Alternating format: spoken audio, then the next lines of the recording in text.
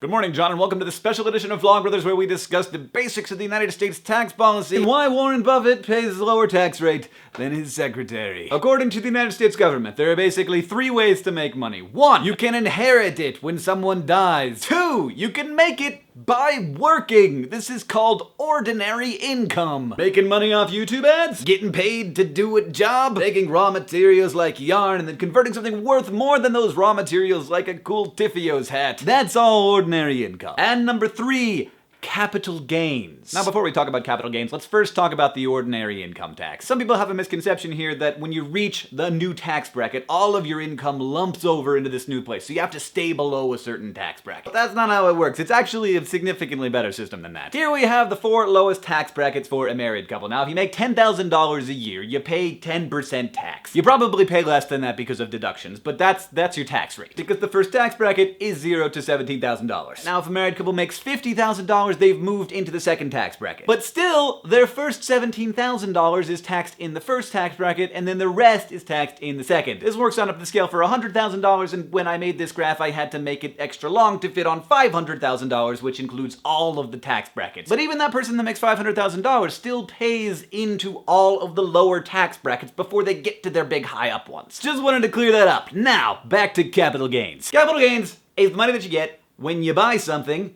and then you wait, and then you sell it later for more. That's income. You've made money there. Most capital gains are made in the stock market, though you can also do it lots of other ways, real estate being a big one. If you make more than like $30,000 a year, your capital gains tax is 15%. It's a flat 15% for everybody, and basically capital gains is how really rich people make most of their money. They invest in stuff, and then it gets more valuable, and then they sell it. Now that's basically explaining how it works. Now I'm gonna get into how I feel about it.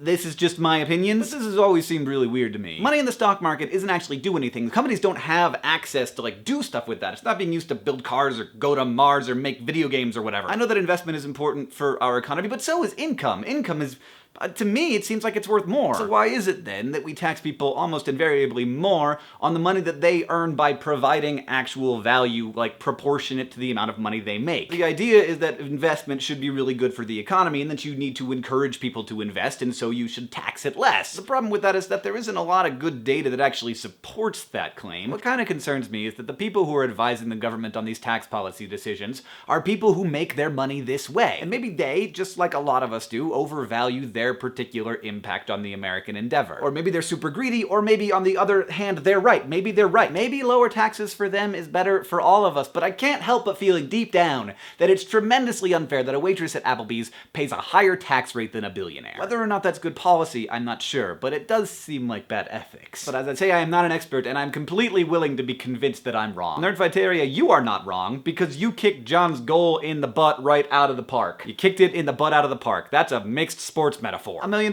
raised for Kiva before I even got to make my first video promoting it, but please, still keep going, because one thing that is proven economically is that microfinance is a really great way to help the developing world, and you can be a part of that through kiva.org. John, I'll see you on Tuesday.